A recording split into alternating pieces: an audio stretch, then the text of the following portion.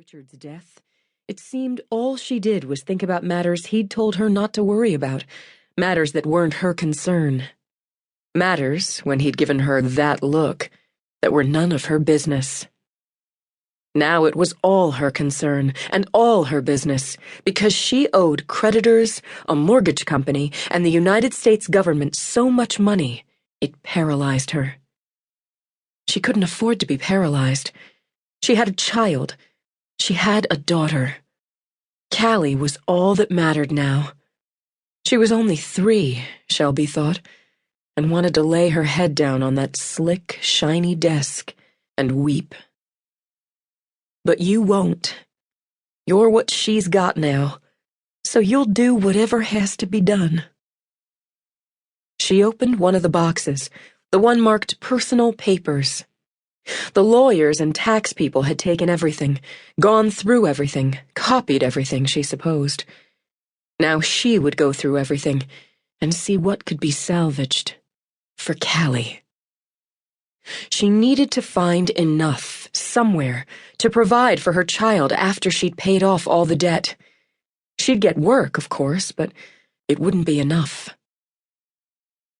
She didn't care about the money, she thought, as she began going through receipts for suits and shoes and restaurants and hotels, for private planes. She'd learned she didn't care about the money after the first whirlwind year, after Callie. After Callie, all she'd wanted was a home. She stopped, looked around Richard's office. The harsh colors of the modern art he'd preferred, the stark white walls he said best showed off that art, and the dark woods and leathers. This wouldn't be home, and hadn't been. Would never be, she thought, if she lived here 80 years instead of the scant 3 months since they'd moved in.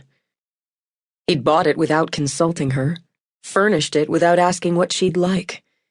A surprise, he'd said, throwing open the doors to this monster house in Villanova, this echoing building in what he'd claimed was the best of the Philadelphia suburbs. And she'd pretended to love it, hadn't she? Grateful for a settled place, however much the hard colors and towering ceilings intimidated. Callie would have a home, go to good schools, play in a safe neighborhood, make friends. She'd make friends, too. That had been her hope. But there hadn't been time. Just as there wasn't a $10 million life insurance policy. He'd lied about that, too. Lied about the college fund for Callie. Why? She put that question aside. She'd never know the answer, so why ask why? She could take his suits and shoes and ties and his sports equipment, the golf clubs and skis, take all those to consignment shops. Take what she could get there. Take whatever they didn't repossess and sell it, on damn eBay if she had to, or Craigslist, or a pawn shop. It didn't matter. Plenty in her own closet to sell, and jewelry too. She looked at the diamond.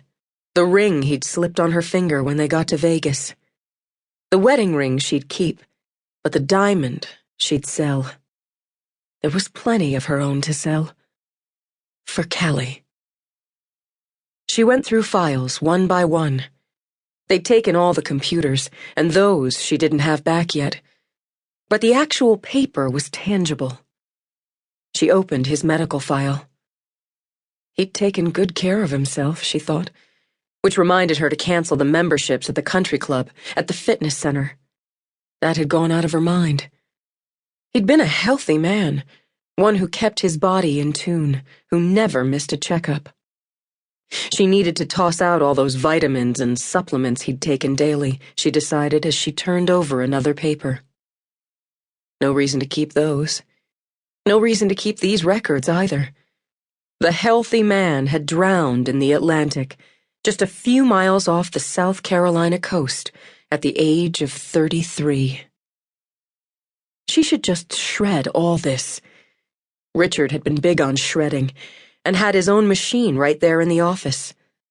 Creditors didn't need to see the results of his last routine blood work, or the confirmation of his flu shot from 2 years ago.